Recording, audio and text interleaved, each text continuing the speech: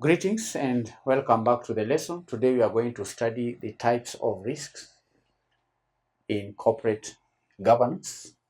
And in corporate governance candidates, risks are categorized in various ways in order to facilitate understanding and management. And one type of strategic risk is the strategic risk. Strategic risk. Strategic risk. One, strategic. We categorize risks in corporate governance in order for us to understand and in order to manage the risks. So one category is known as strategic risk, and this risk arises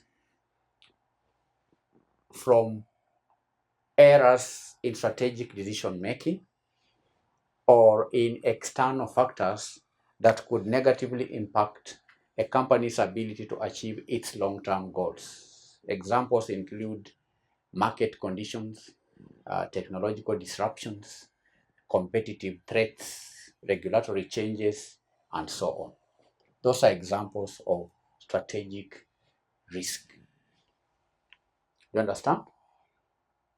These are risks that arise from errors in strategic decision making. It could also be occasioned by factors beyond the control of the company, like the competitive threats, like regulatory shifts, and so on. The second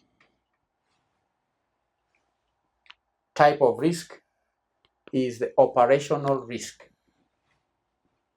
Operational risk.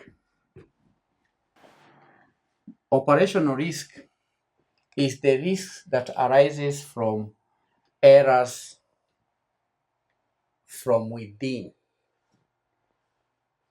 All right? It is the potential for losses due to failures in internal processes, systems, or people. And examples could be human error, fraud, cyber attacks, supply chain disruptions, and natural disasters, and so on. Operational risk comes about due to failures in internal processes.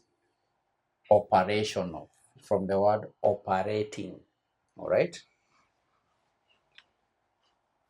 3, financial risks. Financial risks. Financial risk. This encompasses the potential for losses due to financial market volatility. It could be due to credit risk, liquidity risk. It could be changes in interest rates or changes in exchange rates.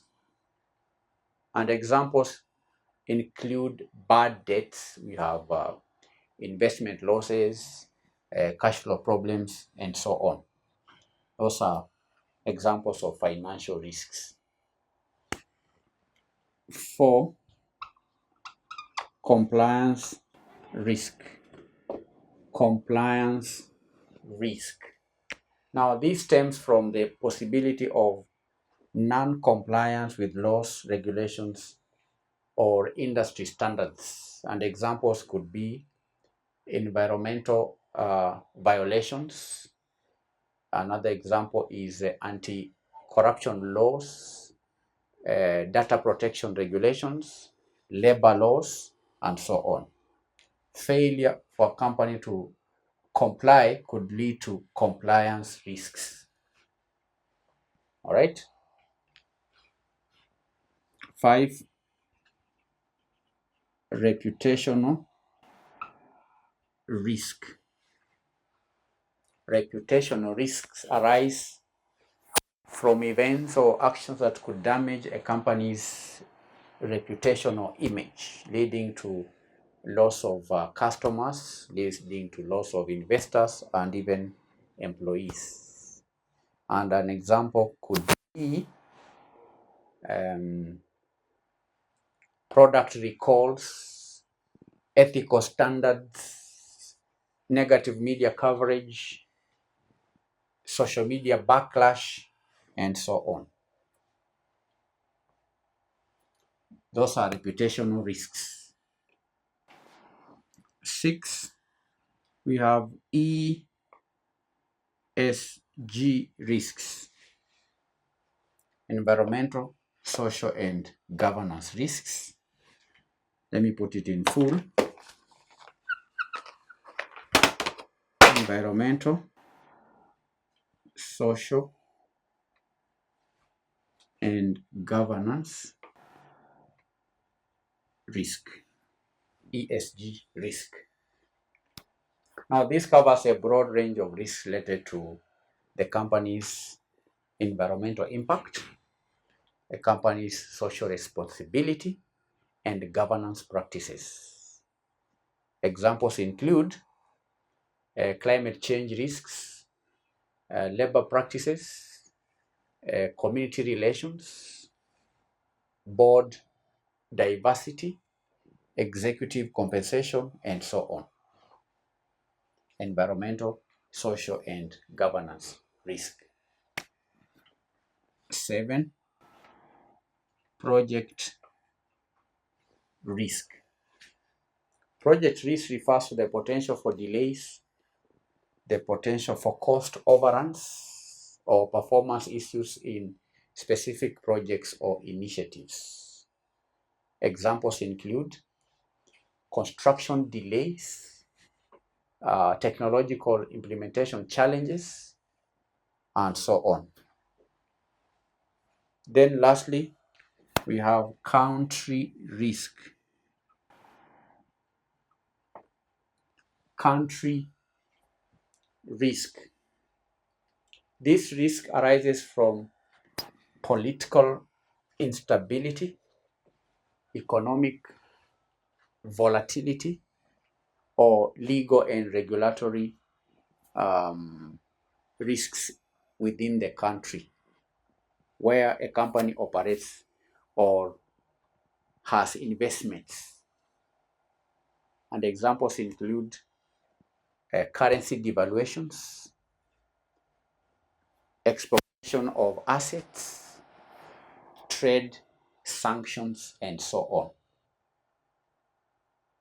So generally, candidates, these are the types of risks, and we say that it's important for us to categorize these risks so that these risks can be managed. Do you understand? It's important to note that these categories are also not mutually exclusive, and they often overlap. These risks can overlap. For instance, a cyber attack could lead to operational disruptions, could lead to financial losses, and reputational damage. So they overlap. So effective risk management requires a holistic approach that considers all types of risks and their potential interactions. So that's all for today. I will give you the assignment on types of risks. 1, what are the primary categories of risks that organizations face? 2, how does the organization prioritize different types of risks? 3, what specific measures can be put in place to mitigate operational risks? 4, how does an organization assess and manage emerging risks? 5, what is the role of the board in overseeing various types of risks? What is the role of the board in overseeing different types of risks? That is your today's assignment. Bye.